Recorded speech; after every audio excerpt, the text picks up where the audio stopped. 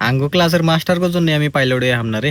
কে না রে, আঙ্গো ক্লাসের মাস্টার 100 কে নুন বেছে, 100 কে তেল বেছে। কিসে? আমার বুগলে একটা সেরা বইছে, ওই স্যারের খাড়া করে স্যারে প্রশ্ন করলো, ক 1869 সনে কি হয়েছিল? পরে স্যারা উত্তর দিছে 1869 সনে মহাত্মা গান্ধীর জন্ম হয়েছিল। হ্যাঁ, ঠিকই ঠিকই তো উত্তর দিছে। তারপরে স্যারা আমারে খাড়া করে প্রশ্ন করলো যে তুই ক 1872 সনে কি হয়েছিল? পরে কি কি কি উত্তর দিছে?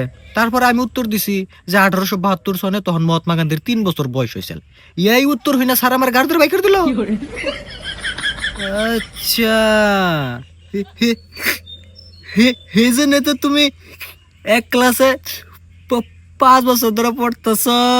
মাস্টাররা যদি আমাকে 100 কে নুন বেছে, 100 কে তেল বেছে, তাহলে 5 বছর কি আরো 10 বছর থাকার না গাহারে।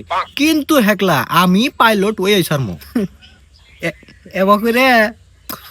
পাইলট তো দূরের কথা, যে পাইলট বর্তমান আসা ও ওই পাইলট থাকাবি না। বর্তমান কি এর পাইলট বাপের তেহা উড়াই না পাইলট, কদিন পরে এই পাইলট থাকাবি না। কে আবার কাছে পয়সাই থাকবো না, ফুরাই যাবো গা, কি উড়াবি খেলা।